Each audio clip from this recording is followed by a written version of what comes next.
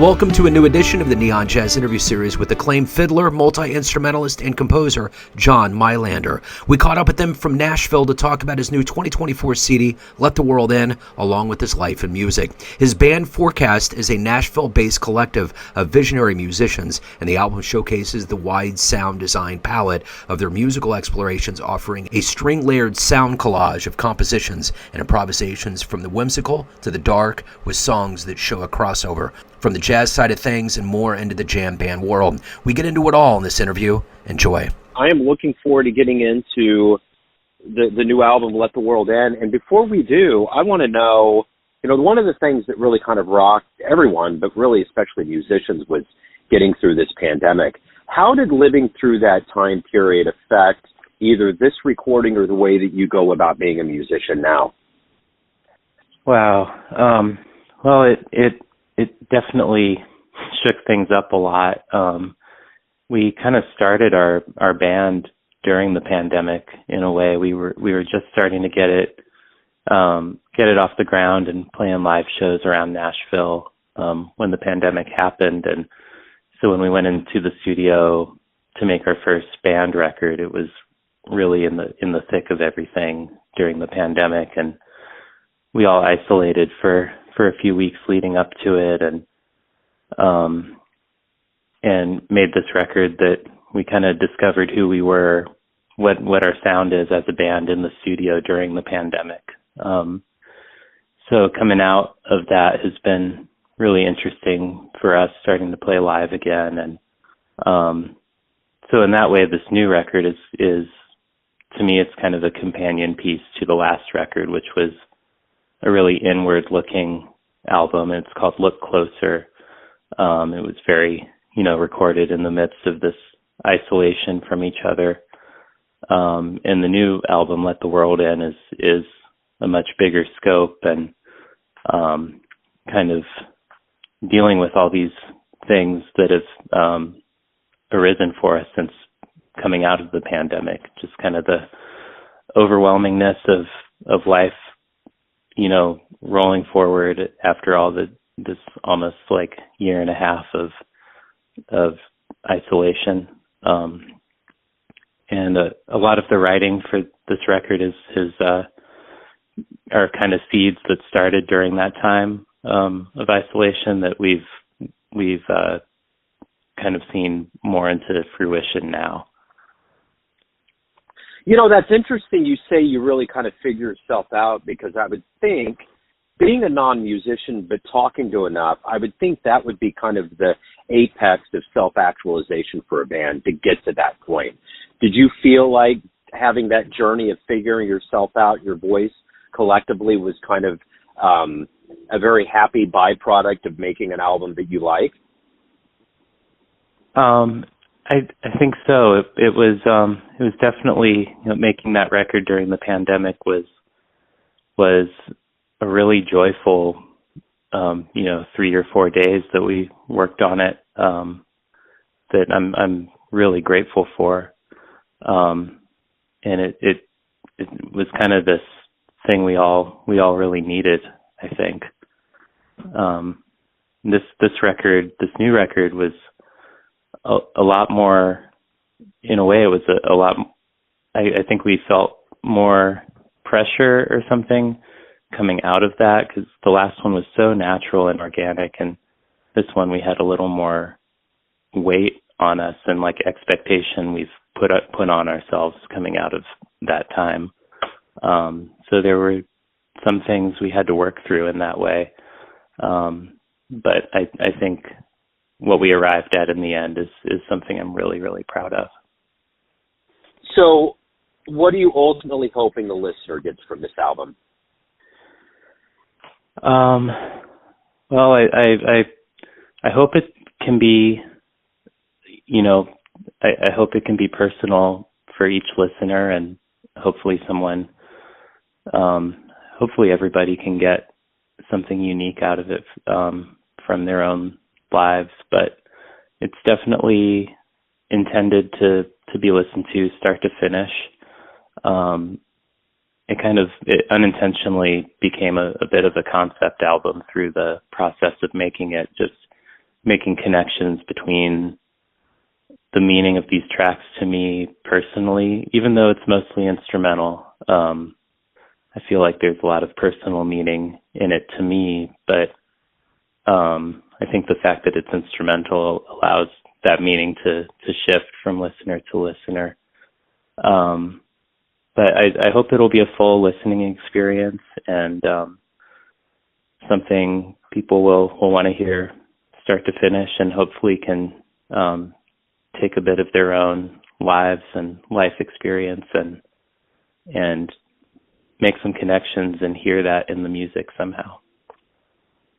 So, John, I'm curious, how did this journey into the music begin for you and evolve into this very acclaimed career that you've had? My parents were so supportive growing up, and huge music fans themselves, and so they took me to concerts and this music festival in Northern California every year.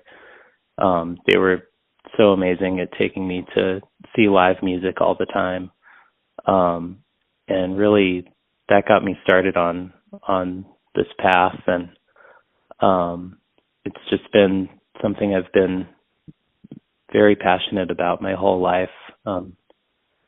And one moment. Sure. I'm sorry. And yeah, I had I was so lucky to go to school for music in Boston at Berkeley, and that's where I really met like a lot of my best friends still now, who ended up moving to Nashville as well. A lot of the people I still collaborate with, I met in college. So it's all been about community from the start. And I think that's what drew me into music. And growing up playing bluegrass music in California, I was really drawn to the community and friendships I made through it. So that's something that still really drives me with music, and I love about my favorite records. And I think we captured on this record is you can hear the friendships and relationships between the musicians through the music. And so I love music in that way, and I love this record in that way, that I can hear my friendships with my bandmates and collaborators, and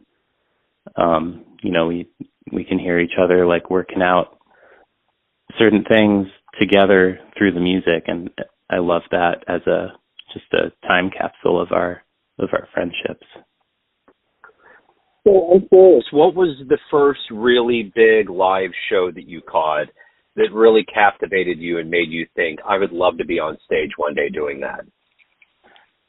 Man, it's hard to pin down to just one, but definitely the Strawberry Music Festival in Yosemite was where I saw a lot of this music that was really formulated my passion for music.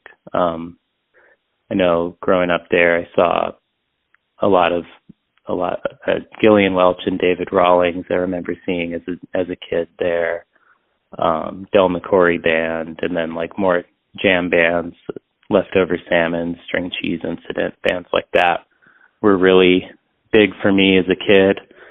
And I was just so lucky to go to this festival every year. My folks would take me out of school, and we'd drive up the coast, and so I just saw a big, wide variety of music there. And definitely hearing Daryl Anger for the first time. He's my fiddle hero, and hearing him at Strawberry was a really inspiring experience too. And now I'm lucky to live in the same town as him and have studied with him, and call him a friend now. So I love how these relationships have developed over the years, and just music is the only thing I know that can really bring you together with your heroes in that way. What ultimately made you want to be a fiddler? What was it about the instrument, the vibe? What was it that made you become, a kind of a disciple of that instrument? I think I don't know exactly, but I know hearing Daryl was a big inspiration early on, and Sarah Watkins from the band Nickel Creek also lived in San Diego, where I grew up at the time, and I think living close to her, I had the opportunity to take some private lessons from her, and she was a huge inspiration too. So I just fell in love with it through the people, I think. But I do feel like after spending so much time with it, I really found my voice with that instrument and really connect with it. So what is it that you like the best about being a professional musician? What motivates you to get up every day, to create music, and to evolve as a musician? And it's not always easy, but it's hard to pinpoint. It's just something I feel like I have to do to survive, and I'm searching for these moments of joy that really only music can bring to me, and it's not always predictable when those moments are going to happen, and it's a constant practice to try to remain open to them and receiving them when they do happen. But usually for me, it's on stage, like during a performance, and usually an improvisational context where these out-of-body experiences can happen, and that's what keeps me going. And sometimes it's that there's moments are few and far between, and you have to work through a lot of hard stuff to get there. But every time that happens, it's a reminder of why I'm doing it. And so I really live for those moments in music, and it's always involving community and always involving some connection with the other musicians I'm playing with. So I want to know, the thing about growing up is that you have these dreams of doing things and emulating your heroes. Was there a particular stage that you always dreamed of playing on and you finally got to, or even playing with your heroes, that you were like, I can't believe this is happening? Actually, yes. Last year, a big one for me, I've been playing with Bruce Hornsby for the past 7 years, and he's been a huge hero over the years. I grew up loving the Grateful Dead, and then got into his own solo music, and he's just been a huge influence. So playing with him alone has been, I still pinch myself that is something I get to do. But last year in particular, we had a show in New York with Bruce Hornsby and the Noisemakers for the Blue Note Jazz Fest, and it was featuring Kristen McBride and Kenny Garrett and John Schofield, who are all like some of my biggest heroes in music, especially John Schofield, someone I've idolized for years, and I've transcribed a lot of his work, and that was probably one of the most memorable and like incredible musical moments of my life. And that was just last year. And Bruce, even, he's so supportive, and he knew that I look up to John Schofield so much, and so he had the whole stage plot changed for the band for that night, so I could stand right next to Schofield and play with him, play right next to him, and that was pretty magical night for me. I'm really grateful that I got to experience that. So at the end of the day, John, everyone out there has a perception of you, family, friends, fans, but ultimately you run the show. What's your perception of you? Who do you think you are? Wow. I'm just me. I'm not sure. I know when you put out music and or put out any kind of art, you're putting out like certain parts of yourself. I try to make those.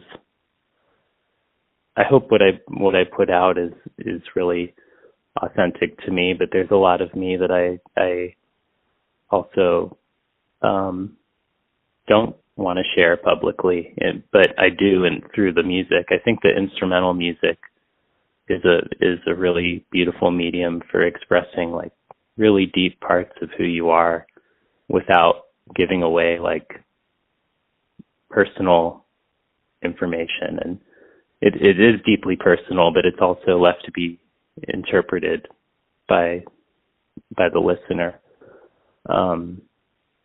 But I just try to be honest, and that's a really good question. I'm not sure exactly how to answer.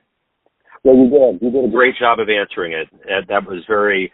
Sometimes it seems as though this begs for a lot like a PhD dissertation, but sometimes the simplicity of it, and you hit it right on the head. So if anyone wants to catch you live or purchase this album or get it in a way that will benefit you the most, what's the best way for people to do that? You can pre-order the record on bandcamp.com and also on my website, johnmailander.com. And those are the best ways to purchase records these days, just straight from the artist. But the album drops on January 24th, and we'll be playing a few shows around it. The biggest one is our album release show in Nashville on January 31st at the East Side Bowl. But I'm hoping to take the band out on the road a bit more this year than we have in the past, and really share this music. But yeah, I can't wait to share the record, and it will be on streaming services as well. And our first single came out a couple weeks ago. It's actually our only single for the record, but that's called Road, and that's streaming everywhere now. Right on, John. This has been wonderful. Thank you, sir. Thank you for your story. Thank you for your time. Best of luck with the release. Have a great holiday season. Thank you. You too. Thanks for having me. Thanks for listening and tuning in to another Neon Jazz interview, where we give you a bit of insight into the finest players and minds in Nashville, Kansas City, and spots all over the world, giving fans all that jazz. Thanks to John for swinging on by the show. If you want to hear more Neon Jazz interviews, you can find us on Spotify and Apple Podcasts. Subscribe to us at YouTube, and for everything Neon Jazz, go to theneonjazz.blogspot.com. Until next time, enjoy the jazz, my friends.